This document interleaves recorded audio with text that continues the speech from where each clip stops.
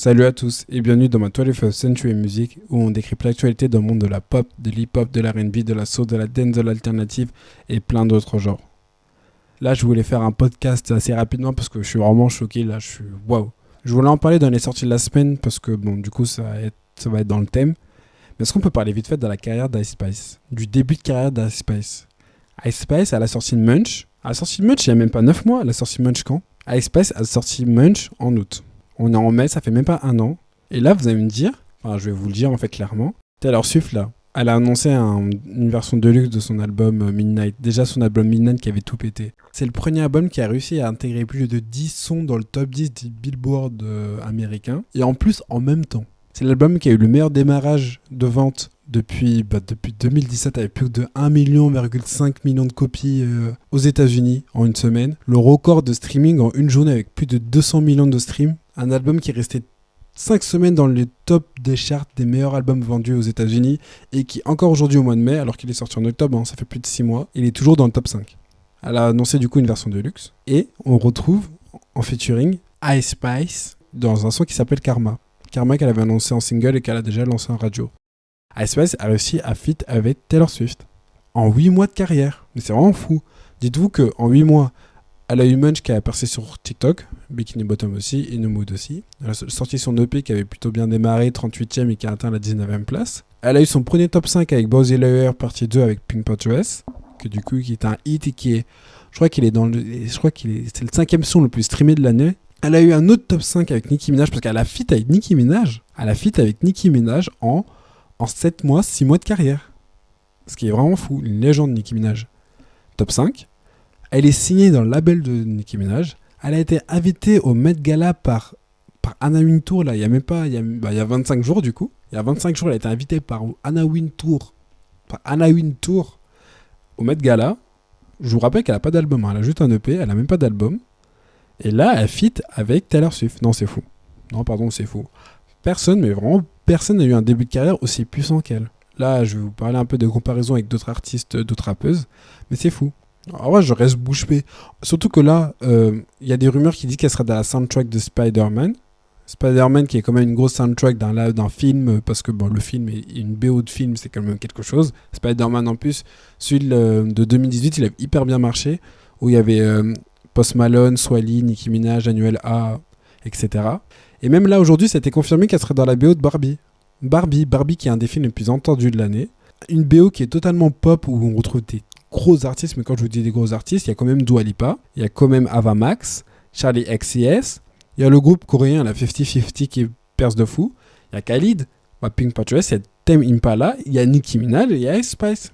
C'est quand même fou. En plus, là, elles vont remixer le tube là, I'm a Barbie girl in a Barbie world, avec du coup Nicki Minaj, elles sont fait toutes les deux. Et même sûrement, il y aura peut-être un clip, ce sera peut-être un single, etc. Mais c'est quand même fou. Même pas un an de carrière, elle a tout ça. Là, je vais vous donner des comparaisons avec des rappeuses. Toutes les rappeuses à peu près qui sont dans le game. Lato, elles sont un peu en clash, je crois, etc. Lato, elle a commencé sa carrière en vrai en 2019 avec Bitch from the South. Elle a eu un remix avec Saweetie et Trina. Trina qui est quand même une très grosse rappeuse, mais quand même moins connue que Lil Kim ou des Nicki Minaj, etc. Mais c'est une grosse rappeuse quand même aux États-Unis. Je pense qu'elle n'est pas du tout connue en France, mais c'est une grosse rappeuse. Elle est quand même, c'est pas mal. Elle a eu Mariah Carey aussi comme légende en collaboration, ce qui est quand même fou, hein. Mais elle a dû attendre 3 ans. Mariah Carey, c'est sorti l'année dernière avec Big Energy qui a été un gros tube aussi, qui a été dans le top 5. C'était sa première rentrée dans les charts en 3 ans. Ah non, quoique Bitch from the South, non. Bitch from the South a juste été certifié disque d'or, mais c'est tout. Après, il y a eu Big Energy, mais 3 ans après. Et elle n'a pas eu de gros achievements, même des Taylor Swift, des Nicki Minaj en feat, non, elle n'a pas eu. Mariah Carey, c'est quand même big. Sinon, qui d'autre? Coy Leray aussi, c'est une artiste du moment. Bon, elle a un feat avec David Guetta, ce qui est quand même pas mal. On va pas se leurrer. Mais Coy Leray, ça fait depuis 2018 qu'elle a sorti son depuis 2019. Ça fait pas un an. Un feat avec David Guetta, Anne-Marie, ce qui est pas mal déjà. Mais c'est tout en soi. Elle a eu un feat avec Nicki Minaj aussi. En 3 ans de carrière aussi. Ce qui est vraiment pas mal, mais pas en un an. Cardi B, son début de single. Bon, en vrai, c'est Bodak Yellow qui était sorti en 2017, même si un peu on en a eu. Elle a jamais eu de gros feat. Elle a jamais eu de légende avec elle. Il y a eu Nicki Minaj en soi, si, en vrai, il y a eu Nicki Minaj. Il y a eu Nicki Minaj en 2017, bon, du coup, quelques mois après Bodak Yellow, grâce à Amigos. Mais après, Non, elle a pas eu de gros artistes. Elle a eu des artistes du moment, en vrai. Il y avait les Migos, il y avait Bad Bunny, il y avait J Balvin, il y avait, avec Kelani, il y avait SZA. Du coup, en vrai, voilà, il y avait quand même des artistes du moment, mais elle a jamais eu de grosses légendes. Megan Thee Stallion, elle a commencé en 2018, et c'est en 2020 qu'elle a eu son feat avec Beyoncé. C'est en 2019 qu'elle a eu son feat avec Nicki Minaj. Mais elles n'ont pas enchaîné tant que ça. Même Cardi B, qui a eu Botta Killer en 2017, elle a été invitée au Met Gala pour la première fois en 2019, je crois. Ça fait quand même 2 ans, ça fait pas un an, ça fait même pas 6 mois pour Ice Spice. Du coup, c'est vraiment fou. Et je pense qu'il y a que Nicki Minaj qui aurait eu une aussi grosse carrière, enfin aussi rapidement une montée aussi excessive, parce que elle, en à peine un an, elle a eu des feats avec des grosses légendes. Avec Mariah Carey, en même pas quelques mois. Parce que son début de single, Your Love, était sorti en début 2010, je crois. Et je crois quelques mois, même avant, je crois même avant son début d'album, elle a eu le feat avec Mariah Carey, avec Usher. Usher qui était quand même big, avec Jay-Z, avec Kanye West, avec Drake. Bon, Drake, c'est un mec de sa gênée. Avec une meuf qui s'appelle Natasha et qui était une grosse chanteuse, en tout cas en Europe. Elle a eu Britney Spears, Christina Aguilera. Non, vraiment, elle a eu des grosses légendes dès le début, en fait. Du coup, oui, je pense que Nicki Minaj, c'est la dernière personne avec qui elle a une carrière aussi rapide. Mais vraiment, à Space, c'est un truc de fou. Après, il faut faire attention parce que des hypes comme ça hyper vite, il faut très très très bien les gérer parce que sinon ça peut juste devenir un phénomène. Après là, elle est tellement haut que peut-être même sa chute sera pas si grande que ça. Enfin bref, on va attendre le premier album déjà. Il faudrait qu'elle sorte son premier album. Et après on verra. Mais je pense qu'il y a quelque chose de très bon qui peut s'initier chez elle. En plus, ce qui est bien d'ailleurs, c'est que elle a quand même, je sais pas, sa relation publique est quand même pas mal. Parce que c'est pas quelqu'un qui s'expose de fou, c'est pas une influenceuse. On la voit pas tout le temps, mais on la voit quand il faut. Elle a des très bons shoots. En plus, vu qu'elle est belle et que les gens aussi ils sont quand même attirés par son corps, etc. Elle sait comment y jouer. Et elle fait des photoshoots qui fonctionnent bien à chaque fois, qui fait un petit buzz. Mais voilà, elle fait pas trop de story, elle fait pas de live, elle est quand même assez discrète. Et elle arrive quand même à faire ce truc, tu vois. Vraiment avoir un feat avec Taylor Swift, parce que du coup, je crois qu'elles se sont un peu connectées lorsque Ice Spice et Pink Patches l'ont remis à prix. C'était au I Heard Awards. C'était en mars, fin mars, début avril 2023. Du coup, je pense que c'est à ce moment-là qu'il y a eu ce peu un hint. Et vu que Ice Spice est sous le label de Nicki Minaj, et Nicki Minaj et Taylor Swift sont quand même en contact, je pense que ça s'est fait comme ça. Et bref, ça allait très vite quand même, on va pas se mentir.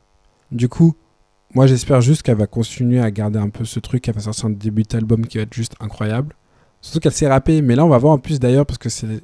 À Space, au début on leur reprochait beaucoup de faire que de la drill, et que du coup ça devenait redondant, et on savait pas si elle allait réussir à changer de genre. Déjà avec le son Boys the Liar avec Pink Panthers, en vrai c'était un peu de la pop électro jersey un peu.